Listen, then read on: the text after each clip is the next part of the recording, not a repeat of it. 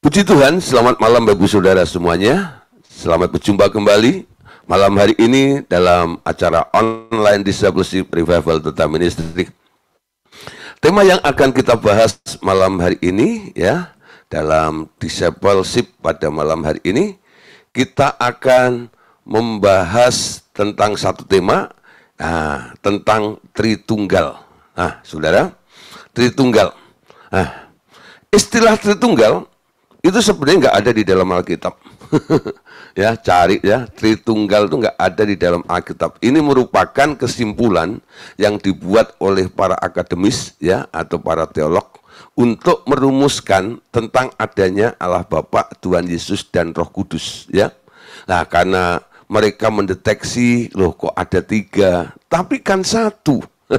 Lalu mereka bilang gini loh ya, Allah kita ini Tritunggal ya. Jadi kalau ditanya Allahnya berapa? Ya 1 gitu ya. Tapi ada Bapa, ada Tuhan Yesus, dan ada Roh Kudus.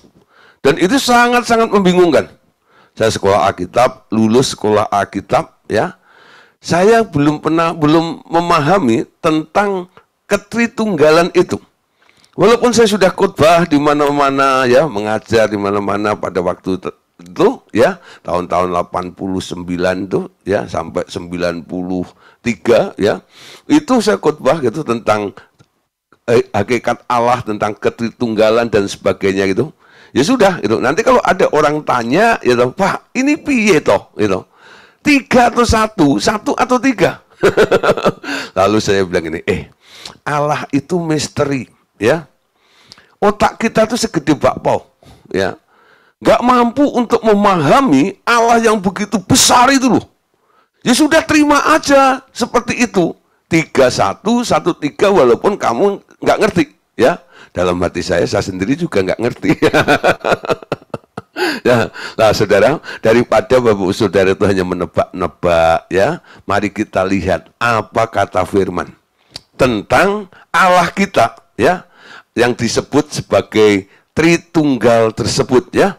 Ternyata saudara ya, Allah itu ya menggambar dirinya sehingga kita mengetahui melalui apa yang dikatakan oleh Alkitab ya, bahwa manusia ketika diciptakan oleh Allah ini, Allah menggambar dirinya di dalam manusia.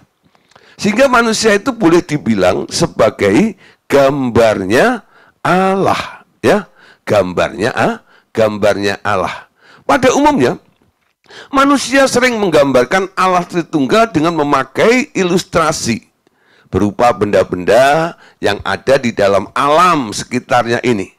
Yang paling sering ya, yang dipakai untuk mengilustrasikan tentang Allah Tritunggal ini, biasanya yang dipakai di mimbar ya untuk dikhotbahkan, Allah itu ibaratnya seperti lilin ya. Nah, Allah itu seperti matahari ya. Nah, saudara, Allah itu seperti ruang ya, seperti ruang. Jadi digambarkan Allah itu seperti lilin ya.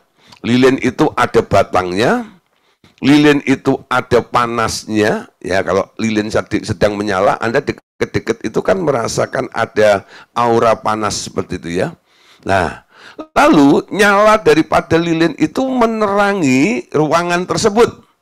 Jadi satu lilin ini ya, dia bisa berfungsi banyak nih ya.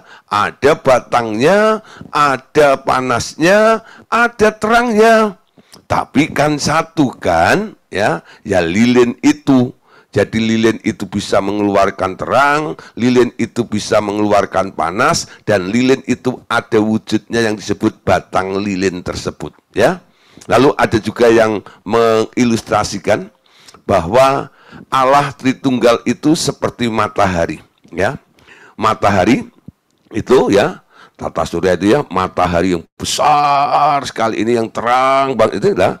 Dia ada terangnya ya, ada cahayanya, sehingga seluruh bumi ini menikmati siang hari dengan kondisi situasi yang sangat cerah. Kenapa? Karena mataharinya muncul. Ketika matahari muncul itu ada terang ya, lalu ada energinya. Banyak sekali sekarang ya ilmuwan yang memanfaatkan energi daripada matahari itu untuk berbagai macam hal ya. Nah, tapi mataharinya kan satu. Dari matahari itu memancar terang, dari matahari itu mengeluarkan energi. Tapi matahari ini kan satu ya, bukan matahari yang satu mengeluarkan terang, lalu matahari yang lainnya mengeluarkan energi. Tapi matahari yang satu itu mengeluarkan terang dan energi. Itulah kira-kira Bapak Ibu Saudara ya, ilustrasi yang sering dipakai ya oleh hamba-hamba Tuhan untuk menjelaskan tentang ketritunggalan Allah. Yang ketiga ya, yang sering dipakai untuk mengilustrasikan sebuah ruangan. Ruangan itu ada panjang ya. Ruangan itu ada lebarnya. Ruangan itu ada tingginya ya. Nah, ini disebut volumenya ya. Panjang, lebar, tinggi. Kalau mau ngitung volume daripada sebuah kotak ini, Anda tinggal kalikan aja panjang kali lebar kali tinggi ya. Nanti akan mengetahui jumlah ya daripada volume kotak tersebut ini ya. Nah, tapi kotaknya kan satu. Ada panjangnya, ada lebarnya, dan ada tingginya ya, dan sebagainya ini. Nah, Saudara, apa yang dilakukan oleh orang-orang yang mengusahakan atau mengilustrasikan Allah seperti ini, ya, usaha manusiawi ini sebenarnya kalau kita perhatikan, ya, usaha manusiawi ini sebenarnya tidak sopan terhadap Allah, ya, terhadap Allah, ya. Allah sendiri menggambarkan dirinya dengan membuat manusia, Adam, Hawa, dan anak-anak mereka. Nah, sekarang kita lihat nih, ya, lebih tepatnya seperti ini. Ya, Kejadian 1 ayat 26 sampai ayat yang ke-28. Mari kita baca bersama-sama. Oke. Kejadian 1 ayat 26 sampai ayat yang ke-28. Berfirmanlah Allah, baiklah kita, ya, kita. Berarti lebih dari satu ya. Kalau seorang diri, pasti berfirmanlah Allah, aku, saya, ya, I am, ya. Nah, kulo. Ya, baiklah kita menjadikan manusia menurut gambar dan rupa kita lagi ya. Kita, jadi jamak, lebih dari satu. Supaya mereka berkuasa atas ikan-ikan di laut dan burung-burung di udara dan atas ternak dan atas seluruh bumi dan atas segala binatang melata yang merayap di bumi. Maka Allah menciptakan manusia itu, perhatikan, menurut gambarnya. Menurut gambar Allah diciptakannya dia, laki-laki dan perempuan. Diciptakannya mereka, ayat 28, ini masih kelanjutannya ya. Allah memberkati mereka, lalu Allah berfirman kepada mereka, beranak cuculah dan bertambahlah banyak, penuhilah bumi. Dan taklukkanlah itu, berkuasalah atas ikan-ikan di laut, dan burung-burung di udara, dan atas segala binatang yang merayap di bumi. Ya, nah saudara, kita perhatikan di sini. Jadi Allah sendiri yang bilang, ketika dia menciptakan manusia ini, ya, dia bilang, dia mufakat atau bermusyawarah, baiklah kita menjadikan manusia itu menurut gambar dan rupa kita. Ya, siapa gambarnya Allah? Gambar dan rupanya Allah itu adalah manusia, betul? Baiklah kita menjadikan manusia menurut gambar dan rupa kita. Jadi istilah ini bukan saya buat sendiri ya, bahwa manusia itu adalah gambarnya Allah. Ya, ini merupakan pemberitahuan yang ditulis di dalam Alkitab yang sama seperti yang Bapak Ibu Saudara sering baca. Ya, Allah bilang manusia itu adalah gambarnya Allah. Nah, Anda nangkep ya? Sebuah gambar dibuat untuk apa? Sebuah gambar dibuat untuk apa? Ya, saya nggak bicara tentang lukisan ya. Gambar. Nah, saudara, gambar. Yang umpama gambar saya. Umpama saya ini lagi di Jakarta seperti ini. Lalu ya, Pak Kis ini lagi di ujung Pandang atau ujung Kulon, nggak tahu ya. Yang jelas di Makassar gitu ya. Nah, lalu ada orang ini ya loh, diceritain sama Pak Kis ya, tentang pengajaran di Revival Total Ministry tentang pemuridan gitu ya. Lalu Pak Kis bilang, ya, itu loh yang ngajar Pak Gideon katanya. Ya, orang Trenggalek.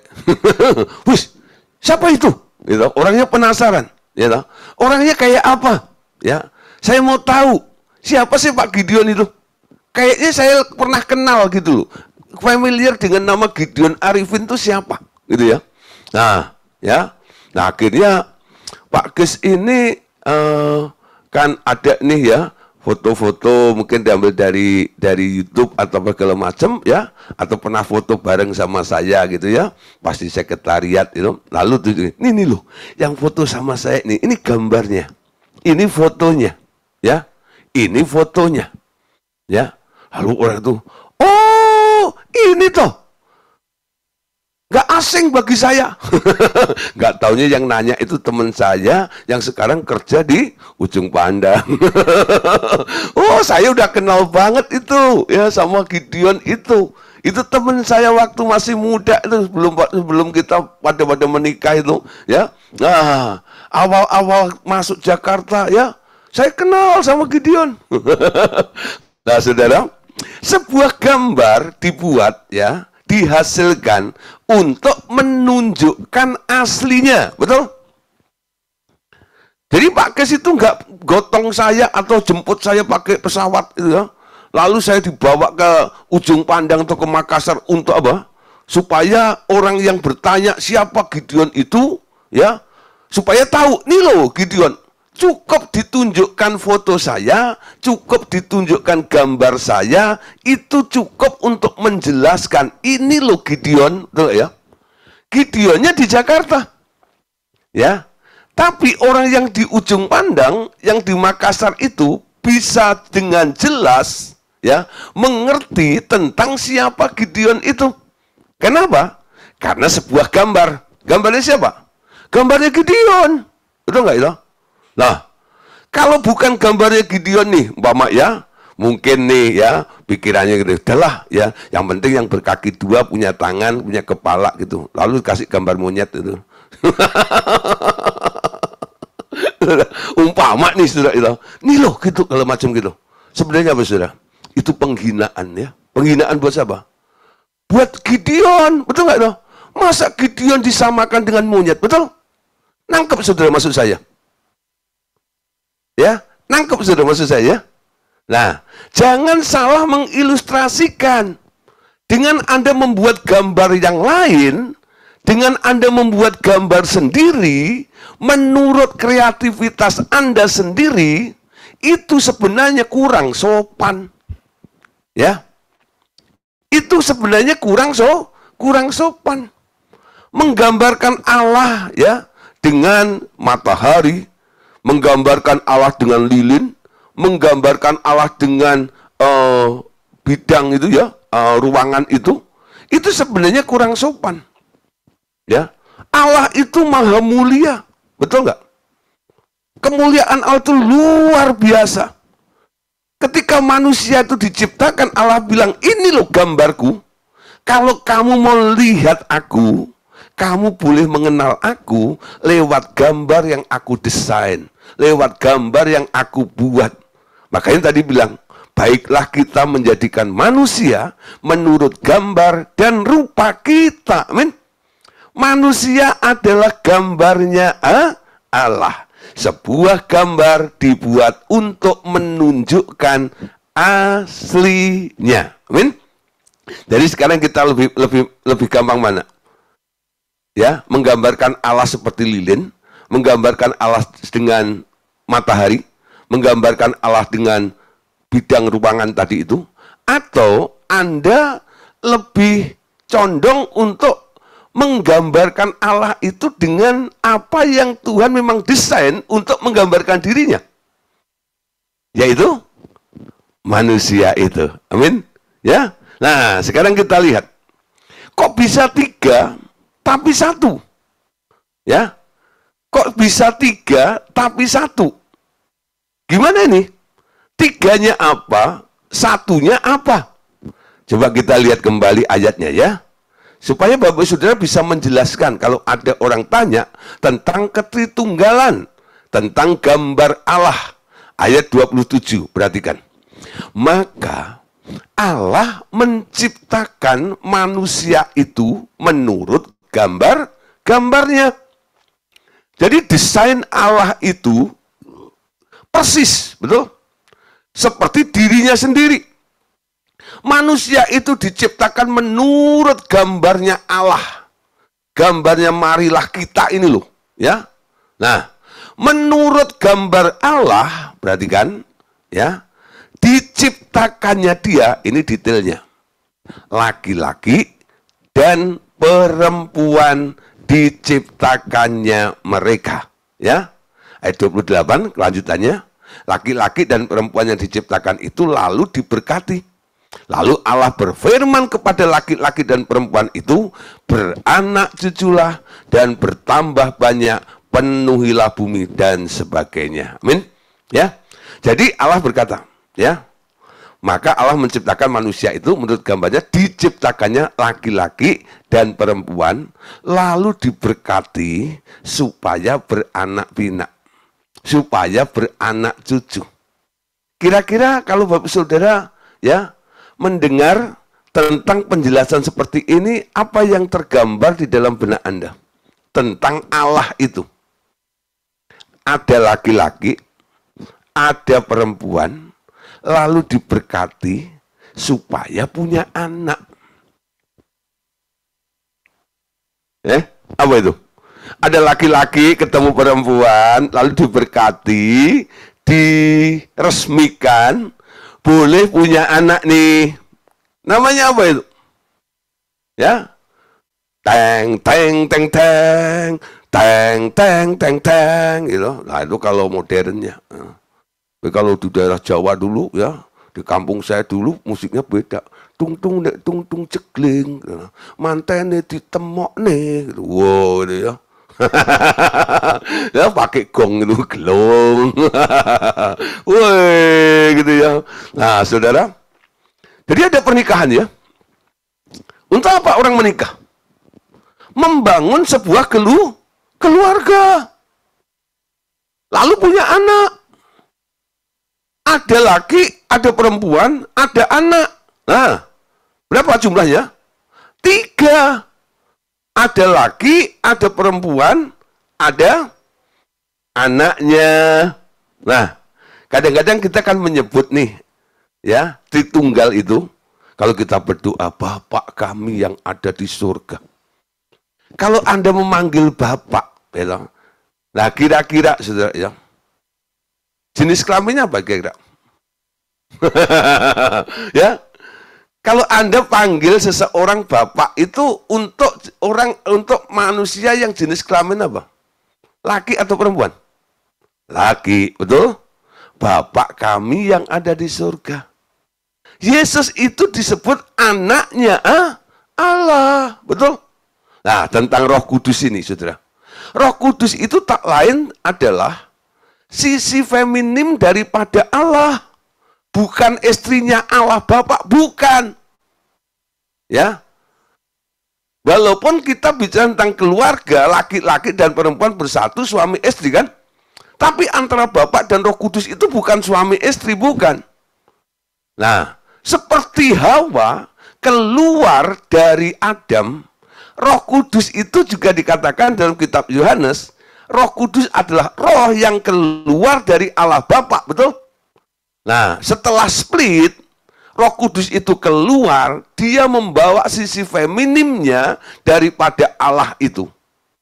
Sehingga Roh Kudus dalam pekerjaannya, kalau Anda melihat ya, itu pekerjaan seorang ibu, betul?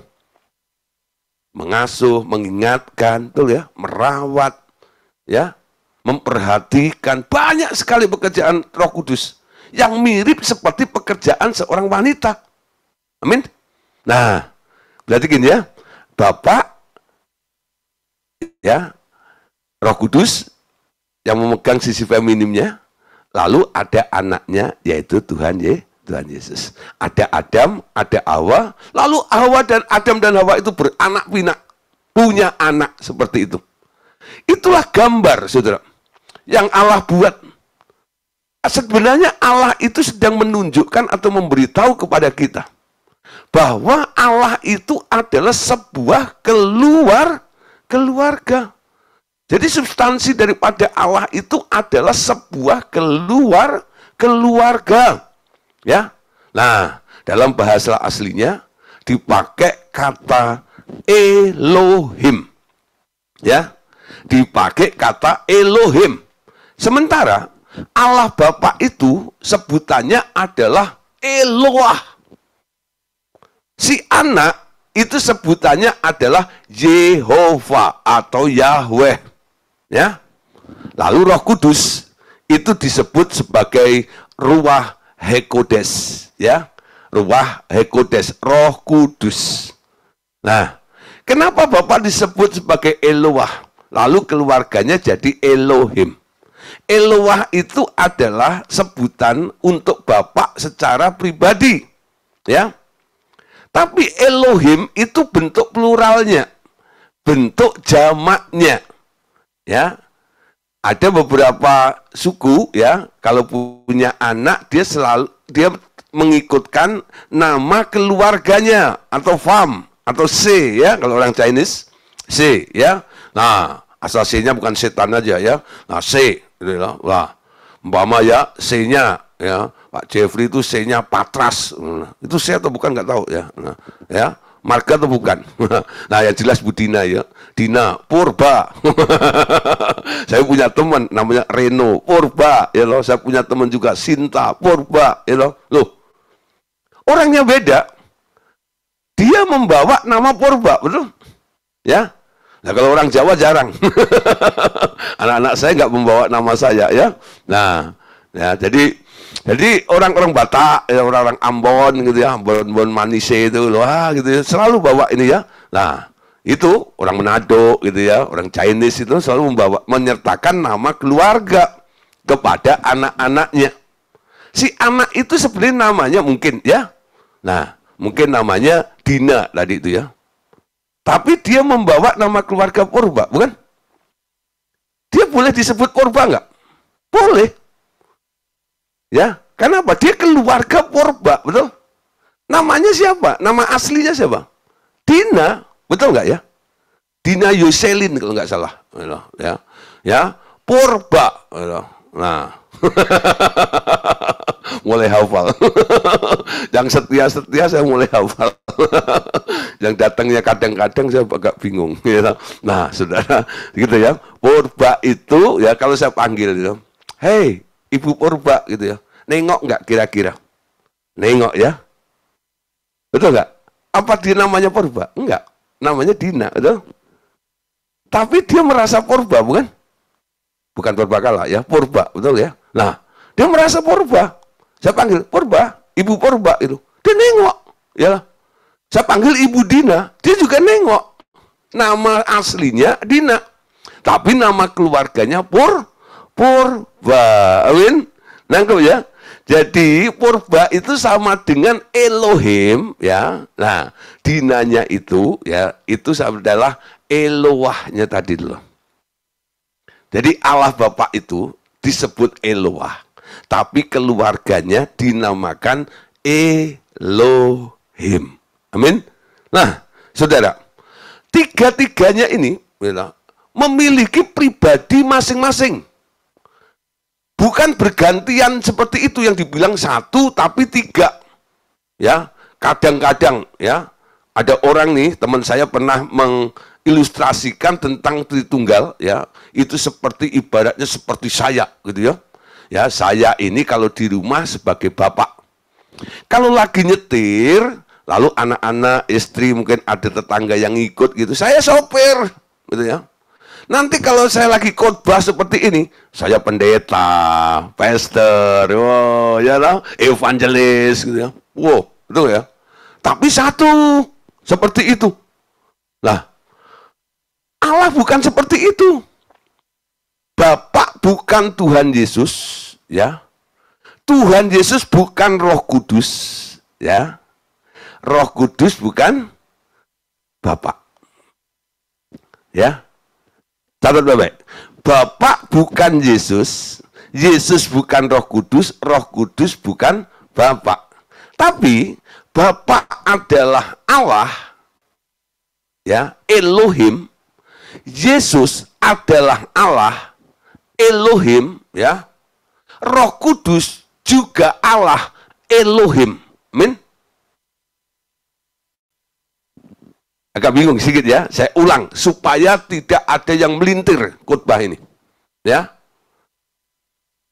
saya nggak bilang Yesus bukan Allah, ya. Nah, saya bilang gini loh, ya. Yesus itu bukan Bapak, ya. Yesus bukan Roh Kudus, Roh Kudus bukan Bapak. Amin.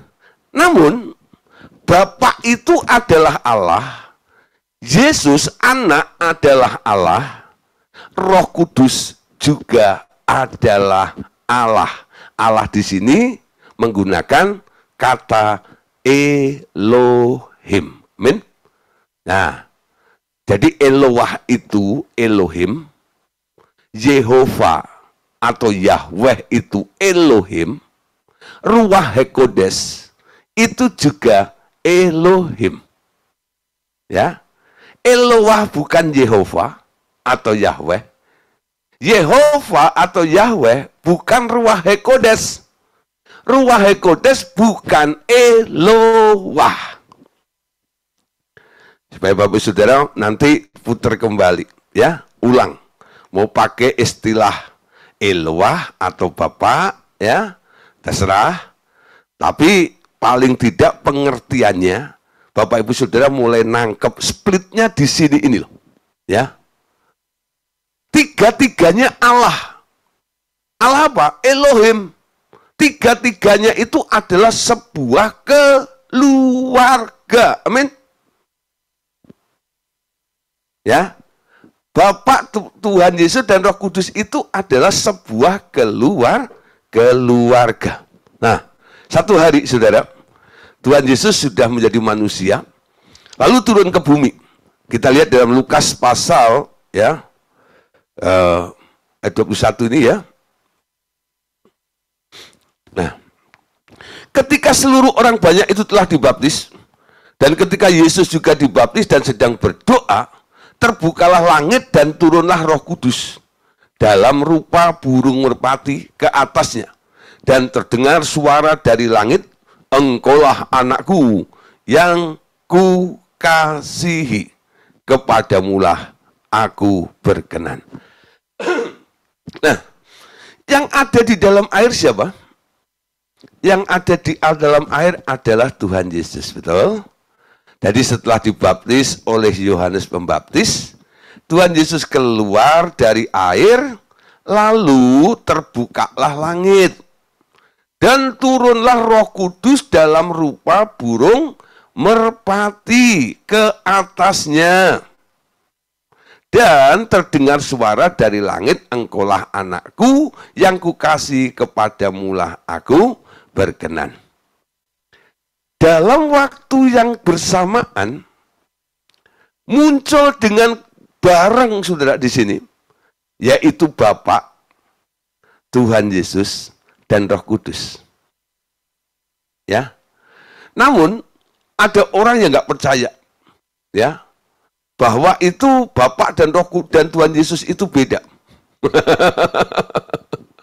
dia bilang gini, ya, itu kealahan Yesus berteriak kepada kemanusiaannya Yesus, katanya.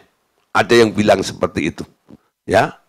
Nah, kalau ada peristiwa yang lain ketika Yesus digantung di kayu salib, Yesus kan pernah memanggil Eloi, Eloi lama sabachthani. Lalu itu juga ditafsirkan, itu kemanusiaannya Yesus teriak kepada kealahannya Yesus. Namun kalau Anda perhatikan kalimatnya, ya, dia memanggil, bukan memanggil dirinya sendiri. Dia sedang memanggil orang lain, betul? Dengan sebutan apa? Ketika Yesus digantungkan di kayu salib, dia bilang, Bapakku, ya, Bapakku, Bapakku, kenapa engkau meninggalkan aku? Yang dipanggil siapa? Bapaknya. Jadi yang manggil siapa? Anaknya. Si anak memanggil bapaknya. Dalam peristiwa, ya, di Sungai Yordan ini, bapak bicara sama anaknya. Perhatikan kalimatnya, ya. Dan terdengarlah suara dari langit, dari atas, ya. Engkaulah anakku yang kukasihi, kepadamulah aku berkenan. Kalau kealahan Yesus teriak kepada kemanusiaan Yesus, harusnya bunyinya apa? Engkaulah aku. Itu enggak ada. Engkaulah aku yang kukasihi. Lucu itu kalimatnya. Tapi ayat ini sudah jelas memberitahu kepada kita semuanya. Siapa bicara dengan siapa? Bapak bicara dengan anaknya. Engkaulah anakku yang kukasihi, kepadamulah aku berkenan. Mu dan ku, betul enggak? Mu dan ku. Jadi apa? Menunjuk pihak lain, betul? Berkata, memberikan sebuah statement kepada pihak lain. Bapak bicara kepada Yesus, betul? Lalu siapa yang turun itu? Seperti burung merpati. Alkitab bilang, itu Roh Kudus. Dalam waktu yang bersamaan, tiga-tiganya bersama-sama muncul saat itu. Nah, kalau dibilang Bapa itu Tuhan Yesus, Yesus dan Roh Kudus, ya, bagaimana bisa split seperti itu di dalam waktu yang sama? Nah, di sini kita lihat, ya. Sebenarnya Allah itu sebuah keluarga yang isinya 3 pribadi. Ada laki, ada perempuan, dan ada anak. Itu gambarnya yang dibuat oleh Allah ketika menciptakan manusia. Ada Bapa, ada Tuhan Yesus, dan ada Roh Kudus. Nah, saya harap Bapak Ibu Saudara mulai bisa mencerna, ya, pemahaman seperti ini. Saya coba menjelaskan secara pelan, ya, secara simpel, supaya Bapak Ibu Saudara lebih mudah untuk menangkap, mengerti, mencerna tentang Allah kita yang disebut Tritunggal itu loh. Ya. Nah, kalau dari awal tadi saya bilang, istilah Tritunggal itu sebenarnya nggak ada di dalam Alkitab.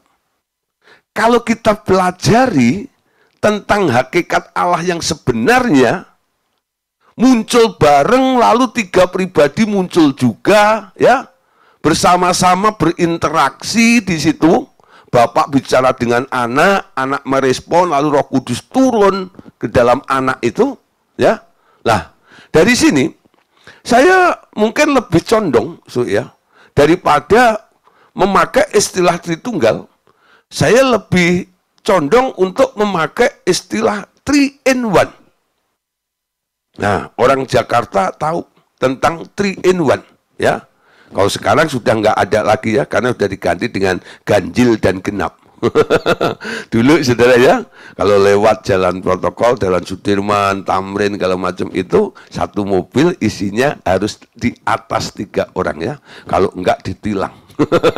Makanya dulu dimanfaatkan sama joki-joki, ya. Nah, kalau kurang penumpang, ambil dibayar orang jalan supaya isinya 3. Ya. Nah, jadi 3 pribadi, ya, dalam satu kendaraan.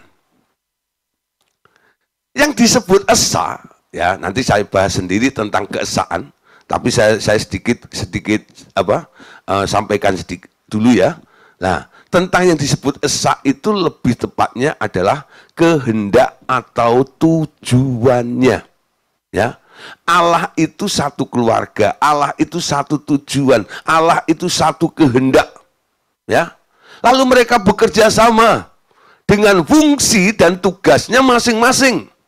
Bapak punya tugas sendiri, Tuhan Yesus punya tugas sendiri, Roh Kudus juga punya tugas sendiri. Untuk kepentingan siapa?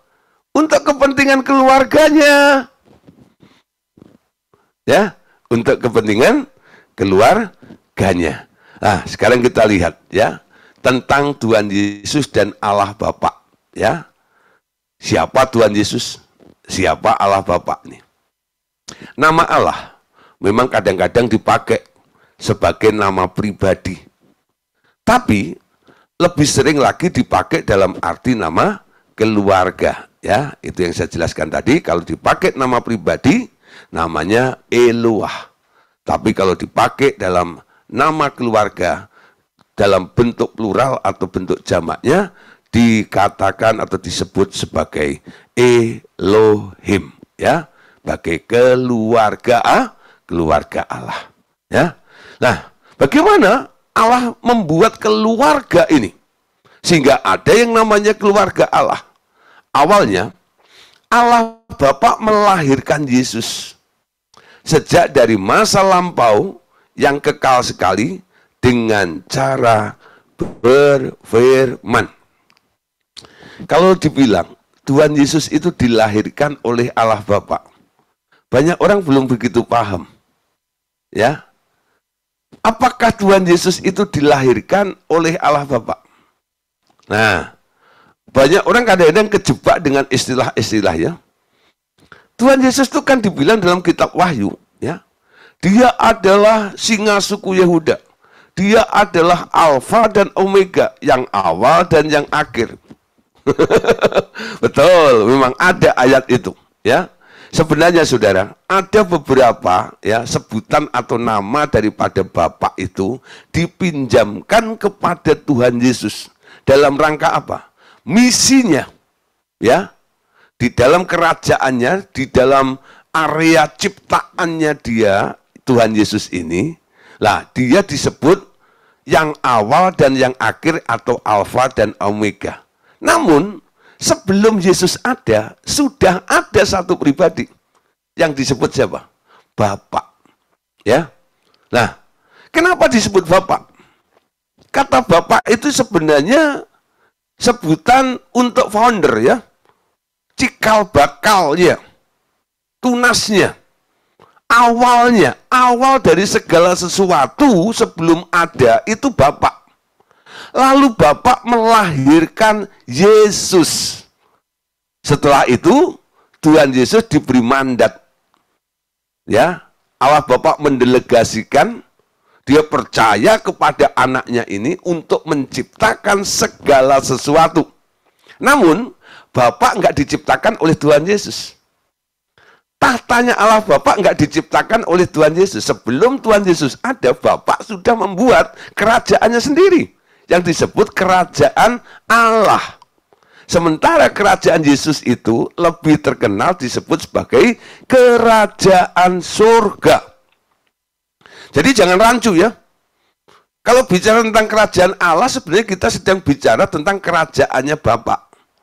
Kalau kita bicara tentang kerajaan surga, kita sedang bicara tentang kerajaannya Yesus. Ya. Kerajaannya Yesus itu dimulai dari sejak Yesus menciptakan langit, bumi, dan segala isinya, baik yang ada di alam materi maupun di alam roh, heavenly places itu ya. Nah, sampai nanti akhir dari kerajaan 1000 tahun. Di mana ketika langit lama dan bumi lama sudah diringkus, lalu masuklah langit baru dan bumi baru, di situ nanti yang jadi raja bukan Yesus lagi. Yesusnya masuk kembali ke dalam Bapa, sehingga Bapa menjadi yang utama dari segala yang utama. Kenapa? Karena sekarang areanya adalah areanya Bapa. Areanya Yesus sudah selesai. Areanya Yesus itu untuk apa? Area Yesus itu untuk pembiayaan atau pembenihan. Dicari, diseleksi. siapa yang nantinya boleh masuk ke dalam kerajaan bapaknya. Itu diseleksinya di kerajaan anaknya ini loh. Diberi kesempatan sampai akhir kerajaan 1000 tahun. Amin. Nah, ketika sudah masuk fase langit baru, bumi baru, itu saudara selektifnya lebih keras, lebih ketat lagi, saudara. Ya, kenapa? Di situ neraka sudah mulai dibuka. Ya, mereka yang tidak masuk seleksi, yang parah-parah itu, langsung dibuang ke api neraka sana. Ya, iblis dan antek-anteknya itu yang nomor 1. Setelah itu, orang-orang yang nggak mau bertumbuh, malas bertumbuh, ya, malas berubah, malas bertobat, akan dilempar bersama dengan iblis. Nah, untuk mengetahui ya bukti daripada bahwa Yesus itu dilahirkan oleh Bapaknya, yuk kita lihat ayatnya dalam Ibrani 1 ayat 5 sampai ayat yang ke-6. Karena kepada siapakah ya di antara malaikat-malaikat itu pernah ia katakan, anakku, engkau telah kuperanakkan pada hari ini, dan aku akan menjadi bapaknya dan ia akan menjadi anakku. Dan ketika ia membawa anaknya yang sulung ke dunia, ia berkata, semua malaikat Allah harus menyembah dia. Ya, ayat ini menjelaskan, memberitahu kepada kita, kepada siapa di antara malaikat-malaikat itu pernah ia katakan. Artinya, ayat ini tidak ditujukan untuk malaikat, betul? Karena tidak pernah dikatakan. Di antara malaikat nggak pernah Bapak itu ngomong seperti itu. Ya, ini pasti bukan malaikat. Ya, ngomong apa sih Bapak itu? Anakku, engkau telah kuperanakkan pada hari ini, dan aku akan menjadi bapaknya, dan ia akan menjadi anakku. Ada yang tanya sama saya, mungkin dia mau bikin surprise kali sama Tuhan Yesus ya. Nah, waktu dilahirkan Bapak itu tanggal berapa, Pak? Mau happy birthday to you gitu ya sama Yesus gitu ya. Nah, selama ini kita akan kasih selamat ulang tahun kepada Tuhan Yesus kan Christmas-nya aja ya. Nah, ketika dia jadi manusia lahir gitu aja tanggalnya kadang-kadang udah simpang siur juga ya. Betulkah Yesus lahir tanggal 25 Desember dan sebagainya ya. Nah, tentang yang ditulis dalam kitab Ibrani ini, Alkitab tidak memberitahu kepada kita tanggal berapa, hari apa, jam berapa, di rumah sakit mana, itu nggak ada, ya. Tentang kelahiran Yesus ini. Hanya dikatakan pada hari ini. Artinya apa? Pernah terjadi. Ya, pada suatu hari. Nah, tentang hari ini nggak usah Anda cari. Ya, pusing Anda nyarinya. Kapan sih? Gitu ya. Itu pasti, saudara. Pasti apa? Sebelum Anda lahir, sebelum langit bumi ini diciptakan, ya, pada masa kekekalan dulu gitu loh. Awalnya hanya ada Allah Bapa. Lalu Allah Bapa itu tahu-tahu bilang, pada hari ini aku memperanakkan anakku. Hah? Jadi dia ngomong, hari ini aku peranakkan anakku. Lalu keluarlah dari mulutnya Allah Bapa itu segumpal roh. Karena Anda tahu perkataan itu adalah roh. Amin. Dia memperanakkan Tuhan Yesus melalui apa? Ucapannya. Ya. Kalau Anda membaca dalam kitab Yohanes pasal 1. Ayat 1 bunyinya apa? Pada mulanya adalah firman. Kenapa Yesus itu dibilang firman? Kalau kita ya kaitkan, compare dengan Ibrani 1, 5 dan 6 ini, Yohanes 1 ayat 1 itu cocok, betul? Pada hari ini aku memperanakkan anakku. Engkau adalah anakku dan aku menjadi bapakmu, betul ya? Pada mulanya adalah firman. Firman itu bersama-sama dengan Allah dan firman itu adalah Allah. Lupa itu, firman adalah Allah itu lupa. Jadi Yesus itu kan Allah. Betul, Yesus adalah Allah. Tapi Allah yang mana dulu? Yesus bukan Eloah. Tapi Yesus adalah Elohim. Ya, Allah yang kedua itu memakai bentuk jamak atau plural. Elohim, ya. Jadi pada mulanya adalah firman, firman itu bersama dengan Eloah, dan firman itu adalah Elohim. Keluarganya Allah, keluarganya Eloah. Ya, bersama dengan Allah si firman itu. Jadi ketika di alam roh dulu sebelum turun ke bumi, namanya Yesus siapa? Firman. Yang keluar dari mulut omongan itu namanya apa? Firman. Jadi kira-kira bapaknya kalau panggil Yesus apa? Ya, man gitu ya. Gak enak ya, fair gitu kan, gak enak ya. Nah, karena namanya firman, ya. Firman sini. Ya. Nah, firman itu namanya Yesus dulu di sana. Sang firman. Yohanes itu menuliskan dengan tepat, pada mulanya adalah firman. Karena Yesus itu pernah dilahirkan oleh bapaknya. Sehingga Yesus itu disebut anak. Amin. Kalau Yesus nggak pernah dilahirkan oleh bapaknya, kenapa dia punya gelar atau sebutan anak? Ayo. Ya, kalau ada orang belum bisa terima Yesus itu dilahirkan oleh bapaknya dalam masa kekekalan itu, kenapa Yesus itu disebut anak? Ya, anak tunggal Allah penuh dengan kasih karunia. Jadi sebelum Yesus turun ke bumi, dia sudah disebut anak atau belum? Karena ada orang bilang begini, Pak. Ya, ketika dia sudah jadi manusia baru ini disebut anak. Karena waktu dibaptis ada yang bilang inilah anakku, sehingga dia punya gelar anak itu, gitu ya. Enggak, Saudara. Ya. Yohanes 3:16, Anda lihat ya, karena begitu besar kasih Bapa akan dunia ini sehingga mengaruniakan anaknya yang tunggal. Mengirimkan anaknya yang tunggal. Jadi sebelum dia turun ke bumi, Yesus itu sudah anak. Anaknya siapa? Anaknya bapaknya. Anaknya Eloah. Ya, anaknya Eloah. Yesus itu anak. Ya. Kenapa dia bisa dibilang anak? Karena bapaknya pernah melahirkan.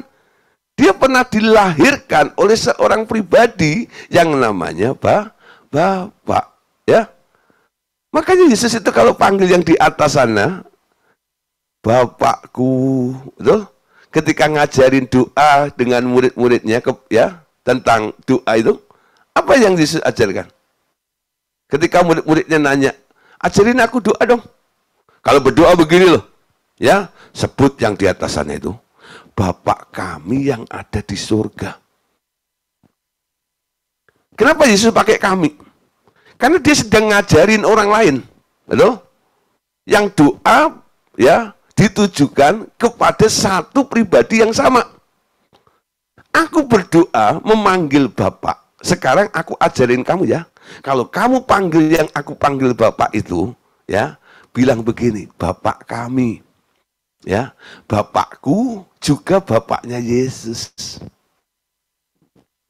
Ya, kalau Anda ngajarin orang lain nanti, Bapakku ya bapakmu. Betul nggak ya? Jadi Bapak di surga, ya bapaknya Gideon, juga bapaknya Ibu Dina Purba, juga bapaknya Pak Jeffrey Patras.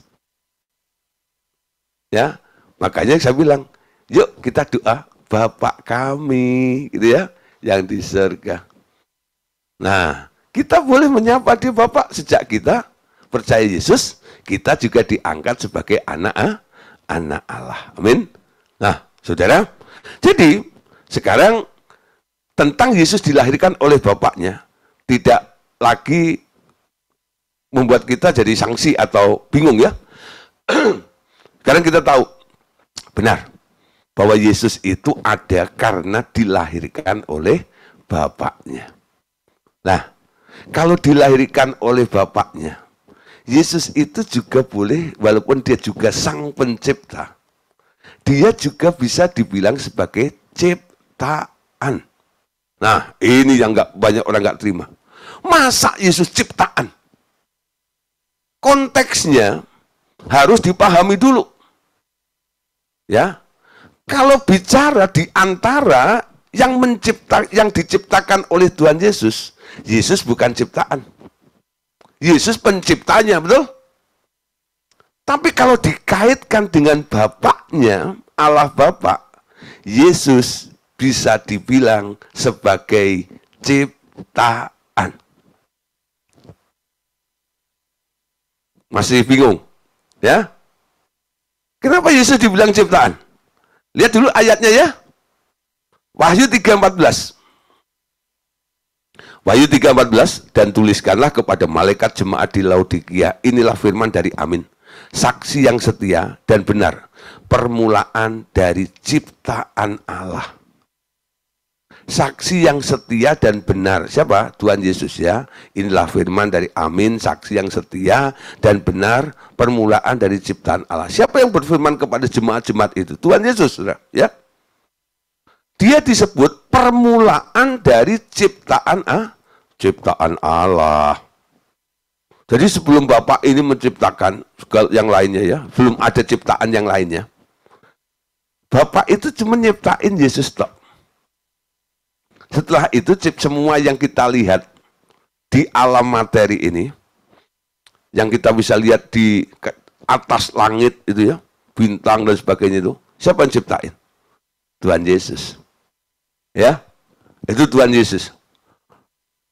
Tapi keberadaan Tuhan Yesus sendiri, dia juga diciptakan, ya, dilahirkan atau diciptakan oleh Bapaknya sendiri. Amin. Jadi kalau bicara ya area ciptaan yang diciptakan oleh Tuhan Yesus, makhluk ciptaan Yesus. Yesus bukan ciptaan. Yesus sang penciptanya. Tapi kalau dikaitkan termasuk Allah Bapa, Yesus juga adalah ciptaan yang akhirnya diberi pendelegasian untuk boleh menciptakan segala sesuatu.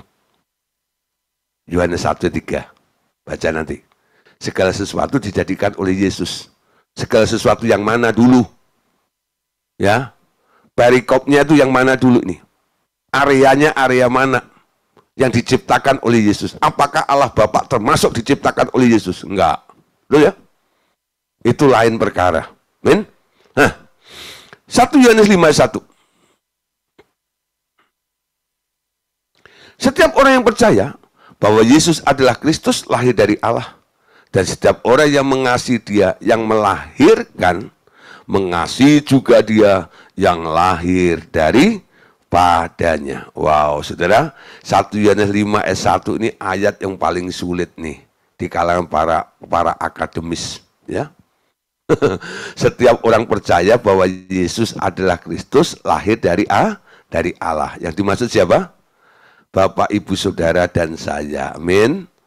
Kita yang percaya kepada Tuhan Yesus disebut lahir dari Allah. Makanya disebut lahir baru. Terus, dan setiap orang yang mengasihi Dia, yang melahirkan, mengasihi juga Dia yang lahir dari padanya. Dianya di sini bukan D-nya kecil, D-nya besar. Berarti pasti bukan manusia, betul? Nah, setiap orang yang mengasihi Dia, yang melahirkan, juga mengasihi juga Dia yang lahir dari padanya. N-nya juga besar. Jadi ada yang melahirkan, ada yang dilahirkan. 2 ayat ya. Ibrani 1, 5 dan 6. 1 Yohanes 5 ayat 1. Apalin tuh. 2 ayat itu kalau orang tanya, kepada Anda, lalu Anda mau jelaskan bahwa Yesus itu pernah dilahirkan oleh Bapa. Ada yang melahirkan, ada yang dilahirkan. Dua ayat ini boleh Anda pegang. Alkitab kan bilang, 2-3 saksi perkara sah, betul? Anda pegang Ibrani 1 ayat 5-6, orang kurang puas, Anda boleh buka juga 1 Yohanes 5 ayat 1. 2 ayat. Amin. Tentang kelahiran Yesus itu. Ya. Kemarin ada satu orang, ya, murid saya juga yang sudah mulai khotbah ya di gereja-gereja. Kayaknya dia mau khotbah tentang Tritunggal yang kelahiran Yesus dan sebagainya, tapi lupa ayatnya, ya. Dikejar WA saya itu, Pak Gideon, ini ayatnya Yesus dilahirkan di mana? Ya, lalu saya kasih 2 ayat ini. 2 ayat ini cukup coba ya. Lalu setelah dia khotbah tentang apa Yesus dilahirkan itu, modal 2 ayat itu, lalu saya coba tanya sama dia, gimana khotbahnya kemarin? Ya, reaksi daripada gereja di mana Anda khotbah itu gimana? Pak, ya, saya disalami sama pendeta, Pak. Ya, pembalanya bilang, kok baru denger ya? Ya, padahal ayat itu sering dibaca. Tapi uraiannya kok baru terbuka hari ini ya? Nah, saudara, banyak orang kadang-kadang seperti itu loh. Ya, saya sebelum gabung dengan Revival Total Ministry ini, saya sudah baca Alkitab lebih dari 15 kali. Ya, itu masa-masa masih muda itu selesai sekolah Alkitab tuh, wah baca Alkitab itu benar-benar sudah, itu kayak nyandu gitu ya. Di bis saja baca Alkitab sudah, lainnya baca Quran ya. Saya baca Alkitab, keren, ya di kereta baca Alkitab gitu ya. Nah, jadi kalau ada orang lagi cinta mula-mula kemana-mana baca Alkitab, saya nggak heran. Nah, saya pernah ngalami hal seperti itu, ya.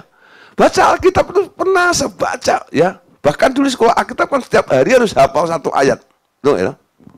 Harus, ya.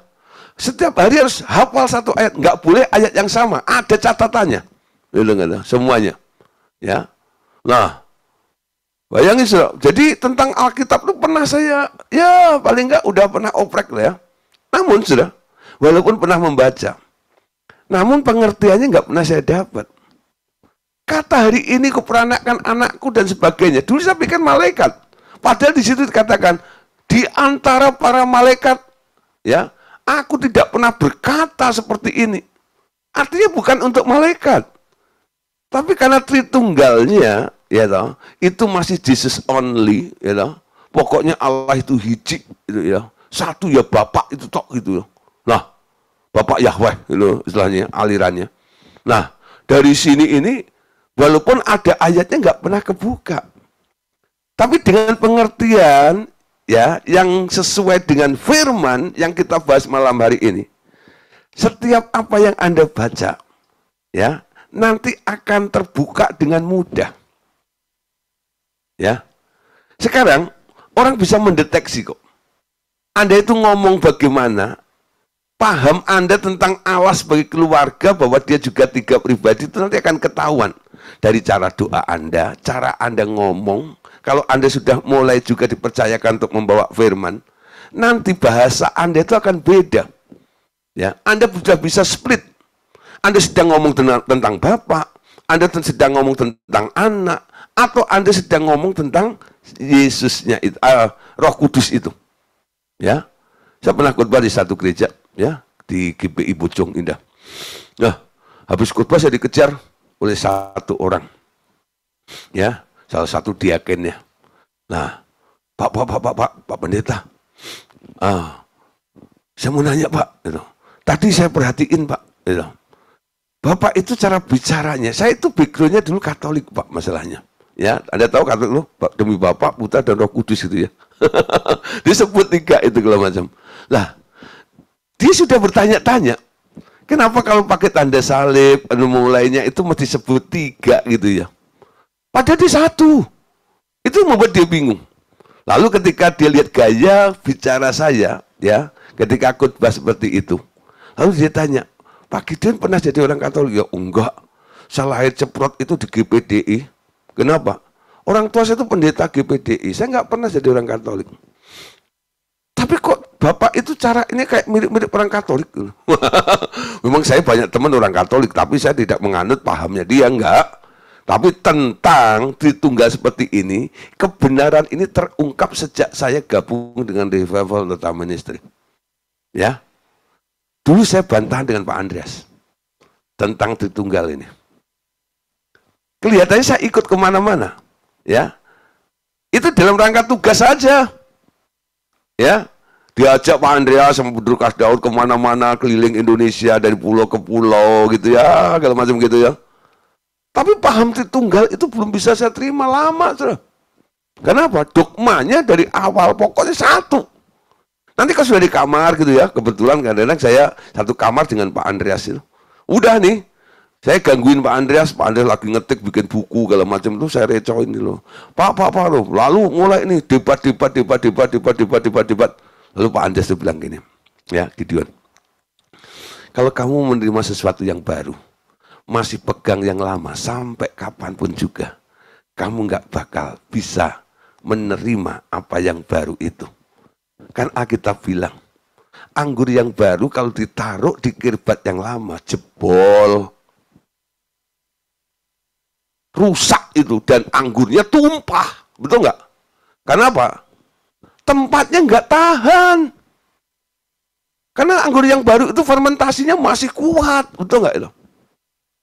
Nah, coba nih, tanggalkan dulu paham lama itu, lalu mulai cerna apa yang baru itu. Kalau mungkin bagimu nanti nggak cocok dan masih ganjel, ya nggak usah percaya. Tapi jangan dikompar dengan yang lama, bilang gitu. Oh gitu ya Pak, gitu.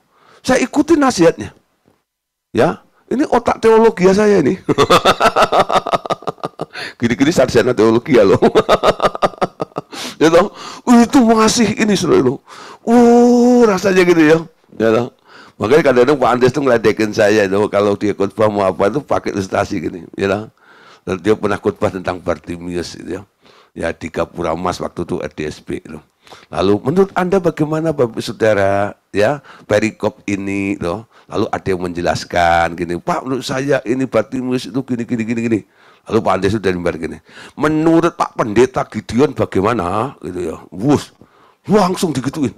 Gitu. Loh saya jelasin model versi lama saya gitu loh. Oh gitu ya. Waktu itu kalau ngobrol sama saya kadang-kadang gitu ya. Wah gitu ya. Ya disitulah ya puji Tuhan ya saya bisa dekat dengan beliau gitu. Macam itu ada satu ini ya hubungan dekat itu. Jadi rasa sungkannya itu nggak ada gitu ya gitu. Makanya kalau Pak Andreas ulang tahun kalau macam gituan aja MC-nya gitu. Supaya Pak Andreas bisa dikerjain.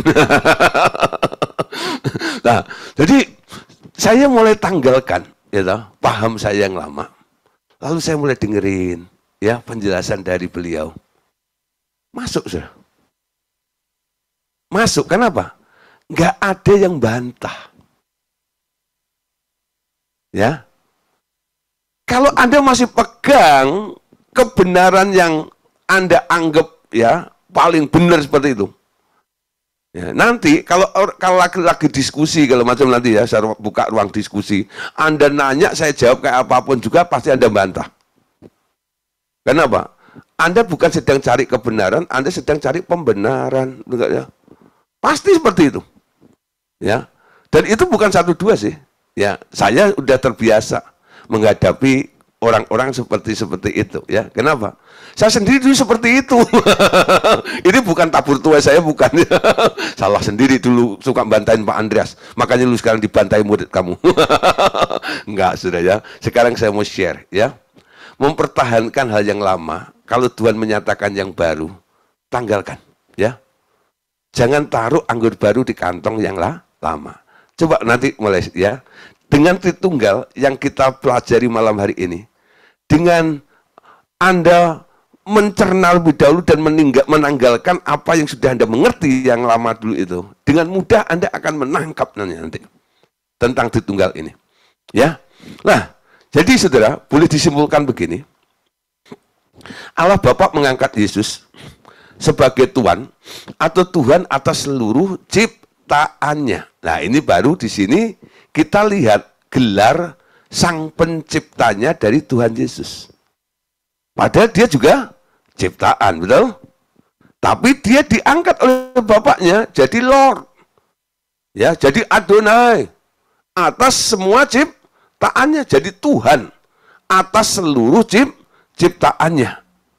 Filipi 2 ayat 9. Itu sebabnya Allah sangat meninggikan dia dan mengaruniakan kepadanya nama di atas segala nama, supaya dalam nama Yesus bertekuk lutut segala yang ada di langit dan yang ada di atas bumi dan yang ada di bawah bumi, dan segala lidah mengaku Yesus Kristus adalah Tuhan, bagi kemuliaan Allah. Sejak kapan? Sejak Yesus sudah selesai sekolahnya di bumi, sekolah ketaatan tersebut. Amin. Nah, terus saudara, pada Kejadian 1, di situ dipakai terus menerus, ya, dipakai kata God atau Elohim, ya, dalam bentuk plural dari Eloah, ya. Mengapa plural? Karena ada 3 pribadi yang bekerja sama, yaitu Allah Bapa, Tuhan Yesus, dan Roh Kudus. Baru, ya. Nah, ini ya, pada mulanya Allah atau Elohim menciptakan langit dan bumi. Kejadian 1 ayat 1. Pada mulanya Allah, ya, jadi ini 3-tiganya, saudara, menciptakan langit dan bumi. Pak, tadi Bapak bilang bahwa langit bumi itu yang ciptain Tuhan Yesus. Sekarang kok yang ciptain bertiga tuh gimana, Pak? Gimana dengan ayat Yohanes 1 ayat 3? Nah, saudara, mereka sedang bersama, tapi Bapak itu bilang sama anaknya, "Nah, sekarang kamu boleh lakukan apa saja." Tapi Bapaknya nggak melepas, dia mengawasi. Dia mengamati. Ketika anaknya itu menciptakan segala sesuatu, si bapak itu agree. Si bapak itu ngangguk-ngangguk. Ya.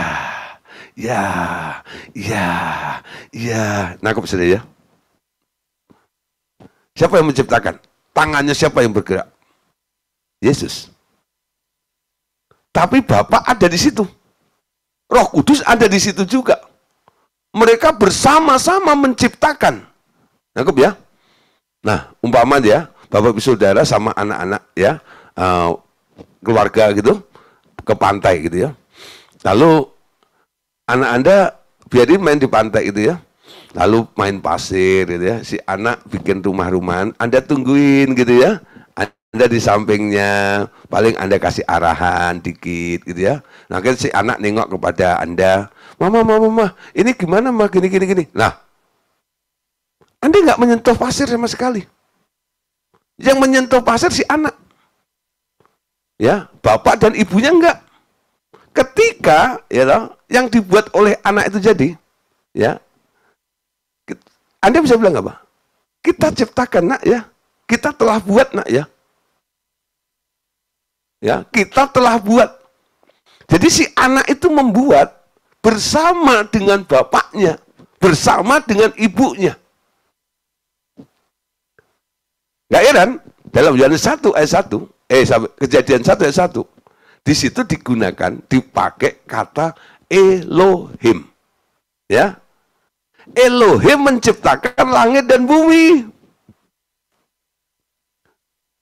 Elohim menciptakan langit dan bumi. Tapi ketika Yesus taat, Bapaknya bilang, "Sekarang aku angkat engkau menjadi Tuhan, menjadi Lord, menjadi Adonai atas ciptaanmu." Nah, lebih jelas nih. Apa yang dimaksud? Langit, bumi, dan segala isinya. Tuhannya siapa? Yesus. Betul? Pak, tambah pusing saya. Tunggu dulu. Ya. Nggak apa-apa. Ya. Nanti Anda dengerin lagi YouTube-nya. Anda ulang. Sekali, 2 kali, 3 kali, Anda ngerti maksudnya. Amin. Ya. Kalau nggak dijelaskan seperti ini, saya takut ada yang melintir. Nanti dipotong begini-gini, tuh RTM sesat tuh. Tunggu ya. Ya, jangan sampai itu seperti itu. Ya, kalau dipotong, disalahgunakan, ya orang akan memandang seperti itu. Maka di sini harus komplit nih, ya, cara menjelaskannya supaya Bapak Ibu Saudara nanti nih bisa ikut ngomong. Kalau ada orang yang belum paham lalu berkomentar salah tentang kita, maksudnya begini loh. Ya, pelajaran Tritunggal itu kan ada part 1, part 2, mungkin part 3 juga nih. Betul nggak ya? Dengerin yang lainnya juga. Nah, di sini ini tentang awalnya saya harus ya lebih jelas dulu menjelaskan tentang 3 pribadi tapi satu keluarga atau satu tujuan. Kejadian 1 ayat 1, di situ Elohim bersama-sama menciptakan langit dan bumi.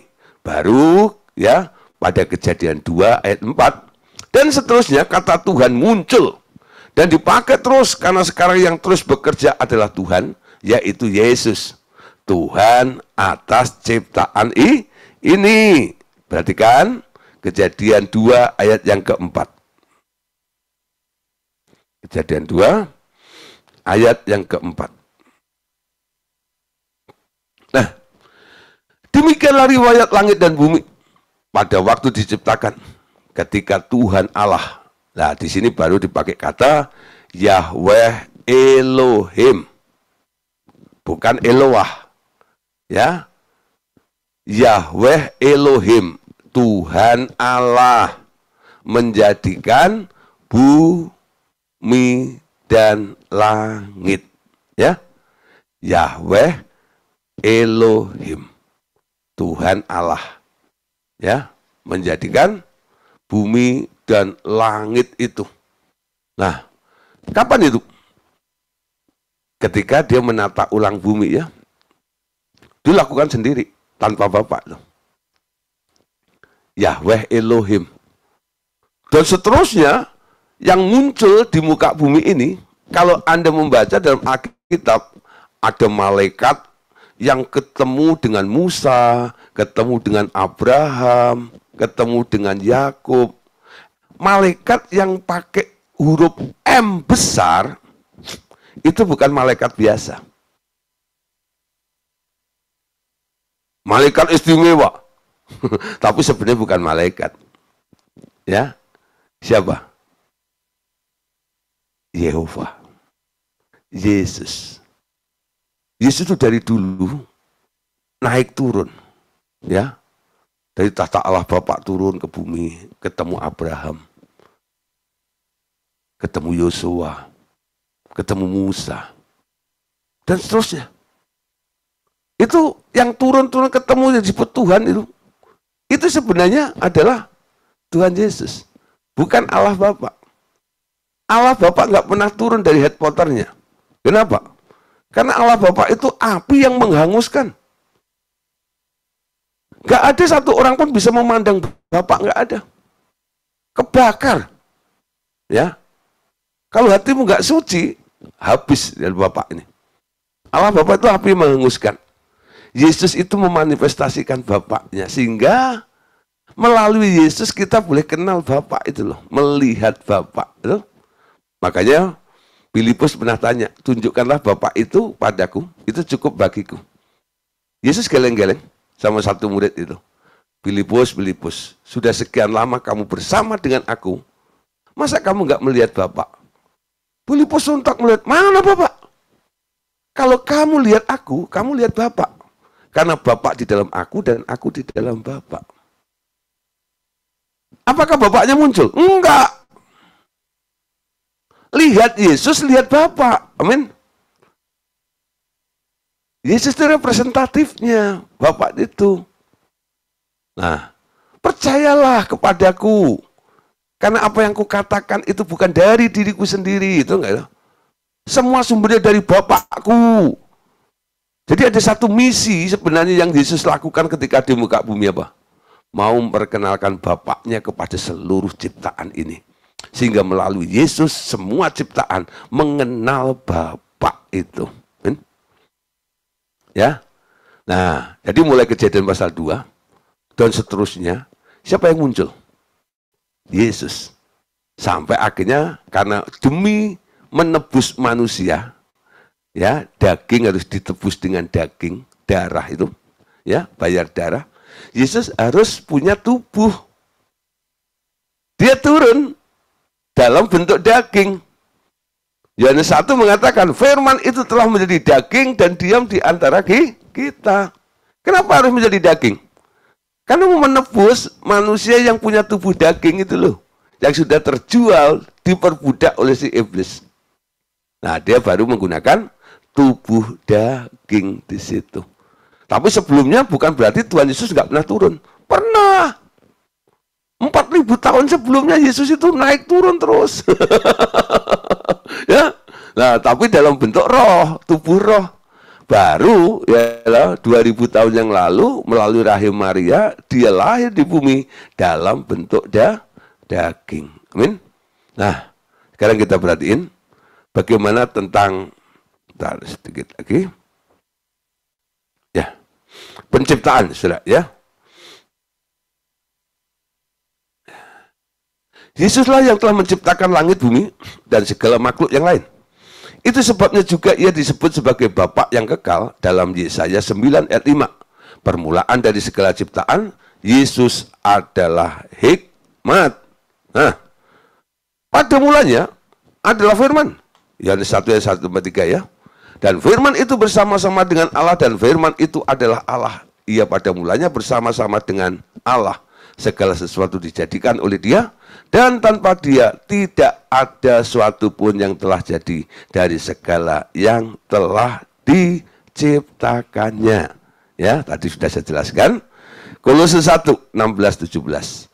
Karena di dalam Dialah telah diciptakan segala sesuatu yang ada di surga. Telah diciptakan segala sesuatu yang ada di surga, ya, ini pakai kata heavenly places, tempat-tempat di alam roh, ya, dan yang ada di bumi, di alam materi, yang kelihatan dan yang tidak kelihatan, baik singgasana maupun pekerjaan maupun kerajaan, baik pemerintah maupun penguasa, segala sesuatu diciptakan oleh Yesus dan untuk Yesus, ya. Ia ada terlebih dahulu dari segala sesuatu dan segala sesuatu ada di dalam Dia, ya. Di dalam Yesus. Yesus yang melakukannya. Yesus yang menciptakannya. Gak heran, Saudara. Karena Yesus yang menciptakan mereka semuanya, Yesus itu juga bisa disebut sebagai Bapa. Tapi bukan Allah Bapa. Nah, ini ya. Yesus disebut Bapa bukan? Bisa nggak? Bisa. Tapi bukan berarti Yesus Allah Bapa. Baca dulu Yesaya 9 ayat 5. Ayat ini sering dipakai nih. Tuh, Yesus Bapa tuh. Sebab seorang anak telah lahir untuk kita. Seorang putra telah diberikan untuk kita. Lambang pemerintahan ada di atas bahunya. Dan namanya disebutkan orang. Berarti kan, penasehat, ajaib, Allah yang perkasa, Bapa yang kekal, dan Raja damai. Jadi Yesus itu punya 5 gelar, atribut di dalam dirinya. Yang pertama dia disebut counselor, penasehat, ya. Yang kedua wonderful, ajaib, ya. Nah, yang ketiga the mighty God, ya, Allah yang perkasa.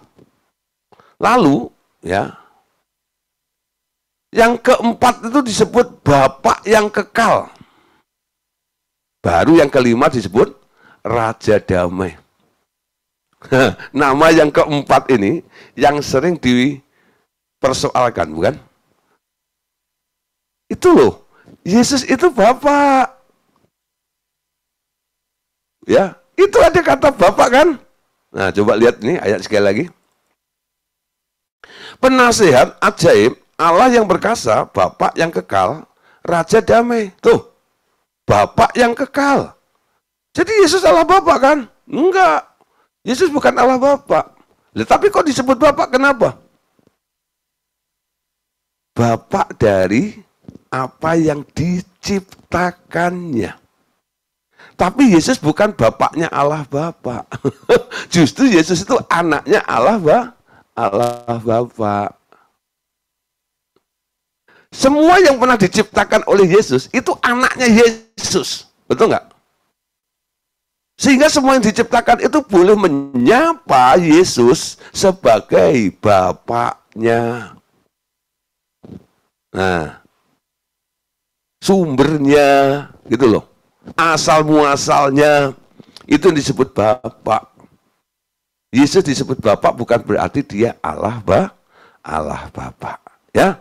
Nah, Yesus juga disebut hikmat, permulaan dari semua ciptaan tadi ya. Amsal 8 ayat 22. Tuhan atau Yahweh telah menciptakan aku hikmat sebagai permohonan pekerjaannya, sebagai perbuatannya yang pertama-tama dahulu kala. Ya, apa yang diciptakan oleh Tuhan Yahweh ini, Yesus ini, pertama-tama kali. Yang diciptakan apa? Dia bukan menciptakan materinya dulu, enggak. Yang diciptakan pertama adalah hikmatnya. Kalau Anda mau bikin sesuatu, Anda mikir dulu enggak? Mikir dulu enggak? Anda rancang ya. Anda buat dulu kerangkanya di dalam otak kita, betul? Lalu Anda baru cocok-cocokin kira-kira materinya apa, ya materialnya apa, kira-kira bentuknya seberapa, ya. Nah, kemiringannya seberapa, gitu Anda pertimbangkan semuanya. Diciptakan dulu, ya, hikmatnya. Orang nggak lihat, tapi Anda ngomong, aku mau bikin perahu, bilang gitu. Orang belum bisa baca itu perahu itu apa, betul itu. Tapi ketika udah lihat gini, oh akhirnya bisa ngapung ke air gitu ya. Oh gitu. Ya. Nah sebelum jadi materi itu sebenarnya udah jadi di otaknya. Betul nggak itu? Yang bikin itu. Yesus pun gitu. Sebelum menciptakan segala sesuatu, dia udah pikirkan. Gimana dia membentangkan cakrawala itu nanti di atas plafonnya bumi ini ya, langit itu akan ditempelin lampu-lampu, bintang-bintang yang segede ya gaban lu, ya itu wow gede banget ya, lah terus muter gitu ya, rotasinya bumi mengelilingi matahari itu ya, nah bagaimana supaya ini ya planet-planet itu saling muter gitu ya, nggak tabrakan tuh bagaimana, lah porosnya itu bagaimana diatur semua oleh Tuhan Yesus. Itu hikmat pertama. Baik Allah Bapa maupun Tuhan Yesus sama, saudara. Sebelum Allah Bapa itu melahirkan Tuhan Yesus, apa yang dilakukan Bapa? Dia juga melahirkan hikmat lebih dahulu. Ya, lalu Tuhan Yesus sama polanya. Sebelum menciptakan segala sesuatu, dia menciptakan hikmat lebih dahulu, baru menciptakan materi baik yang ada di alam yang kelihatan maupun yang tidak kelihatan. Oke, Bapak Saudara, malam hari ini sampai sini dulu ya. Besok kita akan lanjutkan kelanjutannya tentang Tritunggal. Sekali lagi Bapak Saudara, ya, part 1 ini jangan berhenti. Nanti Anda harus sambung di part 2-nya. Supaya apa? Melengkapi. Ya, tentang Tritunggal ini jangan asal comot, potong bagian kalimat saja. Ya. Anda harus adopsi, Anda dengarkan, Anda pahami keseluruhannya. Supaya apa? Supaya Anda nggak salah mengerti di sini ya.